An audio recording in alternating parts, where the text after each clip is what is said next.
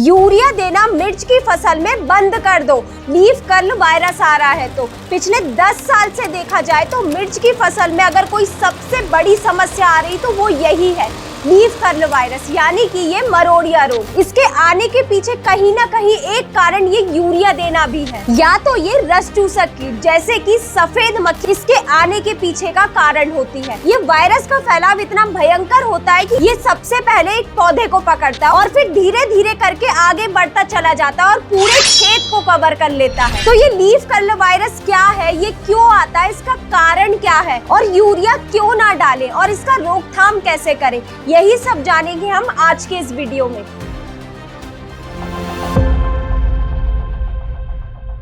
नमस्कार किसान भाइयों, स्वागत है आपका कात्यायनी ऑर्गेनिक्स के यूट्यूब चैनल में। अगर आपने चैनल को अभी तक सब्सक्राइब नहीं किया है तो कर लीजिए। तो चलिए बिना देरी करे वीडियो को शुरू करते हैं। मिर्च की फसल में सबसे ज्यादा समस्या अगर किसी भी किसान को कोई भी अवस्था पे, चाहे किसी भी सीजन में या कोई भी राज्य में, चाहे मध्य प्रदेश हो, उत्तर प्रदेश, राजस्थान, गुजरात या महाराष्ट्र हो, सबसे बड़ी सबसे गंभीर समस्या इस समय जो देखने को मिल रही है वो यही है, लीफ कर्ल वायरस, यानी कि ये मरोड़िया रोग। क्या होता है, किसान को जब फसल हरी भरी लगती तो वो ये वायरस के प्रति उतना ध्यान नहीं देता। आगे चलकर वायरस जैसे ही अचानक बढ़ने लगता है और पूरे खेत को 70 से 80% तक अपनी चपेट में ले लेता है और इस स्टेज आने के बाद किसान सोचता है कि इसे कैसे कंट्रोल करे और बाजार में जाकर तरह तरह की दवाई ढूंढने लगता है। लेकिन इस टाइम पर कुछ भी कंट्रोल नहीं होता है, ना कोई दवाई काम करती है। ये वायरस की समस्या मिर्च की फसल में आने के कई कारण है, तो आपको सही पहचान कर ये समझना जरूरी है कि वायरस किस वजह से आ रहा है। अगर ये मरोड़िया रोग के आने के सबसे बड़े कारण की बात करें तो पहला कारण है अचानक जलवायु में परिवर्तन। आप देख ही सकते हो अभी के टाइम पर तापमान कितनी तेजी से बदल रहा है। कभी बहुत तेज बारिश होने लगती है तो ठीक उसी के अगले दिन बहुत तेज धूप निकलने लगती है। इसी मौसम के उतार चढ़ाव के कारण वातावरण में ह्यूमिडिटी बढ़ जाती है और यही ह्यूमिड क्लाइमेट सबसे पसंदीदा होता है ये सफेद मक्खी का। और जैसे ही ये अनुकूल वातावरण बनता है, ठीक उसी तरह ये सफेद मक्खी का प्रकोप भी फसल के ऊपर ज्यादा दिखाई देने लगता है।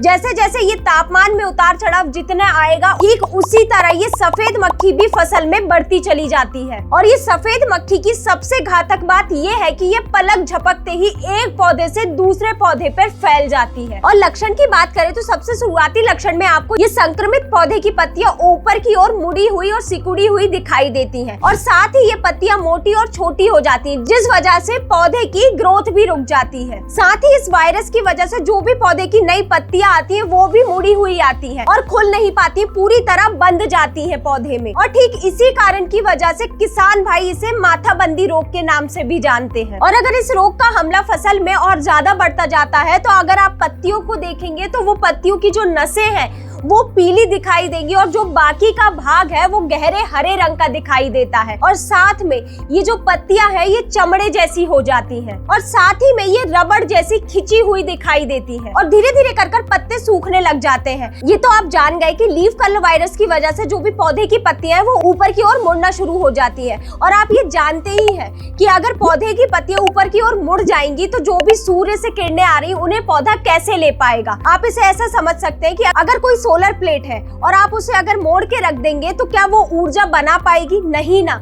ठीक उसी तरह अगर पौधे की पत्तियां पूरी तरह मुड़ जाएंगी तो वो ऊर्जा नहीं बना पाएंगी, पौधे की ग्रोथ नहीं होगी और इसका सीधा असर आपको फूल और फल पर देखने को मिलेगा।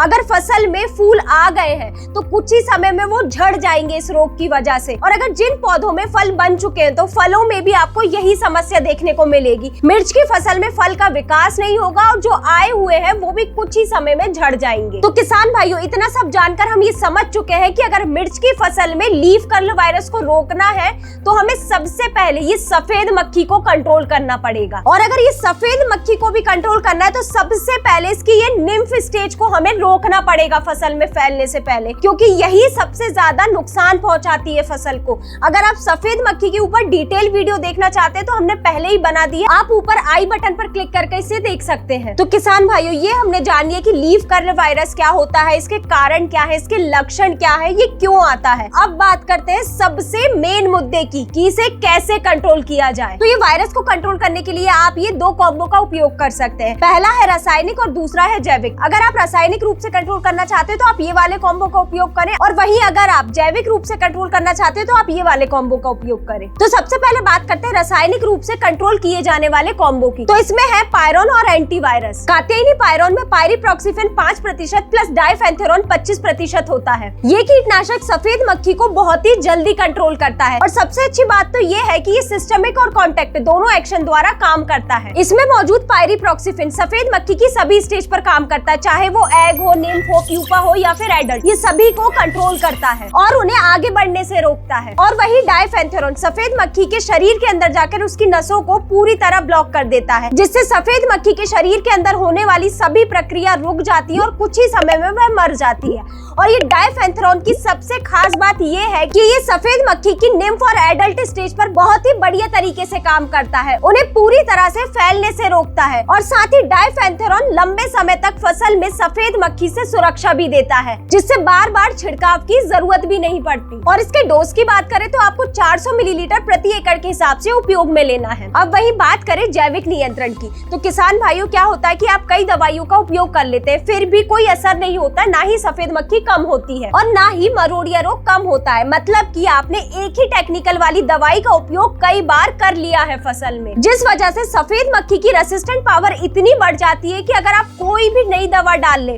उस पर कुछ असर नहीं होगा। फसल में आने वाली इन्हीं सभी समस्याओं को ध्यान रखते हुए ये ऑर्गेनिक कीटनाशक सर्वशक्ति को बनाया गया है। ये सफेद मक्खी जैसे रस चूसक कीट में आई रेसिस्टेंट पावर को पूरी तरह खत्म करता है, और फिर चाहे ये रस चूसक कीट की कोई भी स्टेज हो, एग, निम्फ, प्यूपा, एडल्ट, ये सभी पर बहुत ही प्रभावी रूप से काम करके उन्हें नियंत्रित करती है। और सबसे बड़ी बात, ये कीटों के अंदर रेसिस्टेंट पावर को पनपने ही नहीं देता है, जिस वजह से कीट पर सीधे कीटनाशक का असर होता है और वो आगे फसल में नहीं फैल पाता है और आपको पूरी तरह नियंत्रण देखने को मिलता है। और इसके डोज की बात करें तो आप इसे 200 से 400 ml प्रति एकड़ के हिसाब से उपयोग में लें। तो ये आप जानते ही हैं कि ये सफेद मक्खी जब एक पौधे से दूसरे पौधे में उड़कर जाती है तो ये अपने साथ वायरस के कणों को भी लेके जाती है, और ये कण एक पत्ती से दूसरी पत्ती पर बहुत ही तेजी से फैलते हैं और ऐसे करते करते पूरे पौधे में फैल जाते हैं। तो यही वायरस के कणों को कंट्रोल करने के लिए आपको ये दोनों के साथ एंटीवायरस को उपयोग में लेना है, क्योंकि सफेद मक्खी का नियंत्रण तो आप ये दोनों कीटनाशक से कर लेंगे, लेकिन ये सफेद मक्खी द्वारा जो भी वायरस के कण फैलाए गए हैं उन्हें भी रोकना जरूरी है। तो इसीलिए आपको एंटीवायरस को साथ में उपयोग लेना है। ये एंटीवायरस फसल में आने वाले 250 से भी ज्यादा वायरस की प्रजातियों को कंट्रोल करता है। और इस एंटीवायरस के डोज की बात करें तो आप इसे 500 मिलीलीटर प्रति एकड़ के हिसाब से उपयोग में लें। और हाँ, सबसे जरूरी सवाल, इस टाइम पर यूरिया देना क्यों बंद करना है? क्योंकि क्या होता है किसान भाइयों, जब भी हम फसल में यूरिया देते हैं तो फसल में एकदम से हरापन आता है, और यही हरापन मेन आकर्षण का केंद्र बनता है रस चूसक कीटों के लिए। पौधे में आए हरेपन के कारण रस चूसक कीट और तेजी से हमला करना शुरू कर देते हैं। इसीलिए हमें कोशिश ये करनी है कि जब भी फसल में लीफ कर्ल वायरस या ये मरोड़िया रोग का प्रकोप दिखे तो हमें यूरिया को उपयोग में नहीं लेना है, या फिर अगर उपयोग में ले रहे हैं तो हमें काफी कम मात्रा में उसका उपयोग करना है। तो किसान भाइयों, ये थी संपूर्ण जानकारी मिर्च की फसल में आने वाले मरोड़िया रोग की। ये क्या होता है, इसके लक्षण क्या है, इसके आने के पीछे कारण क्या है और यूरिया क्यों नहीं देना है इस टाइम पर। अगर आपको ये जानकारी अच्छी लगी तो वीडियो को लाइक करें और चैनल को सब्सक्राइब करना ना भूलें। धन्यवाद।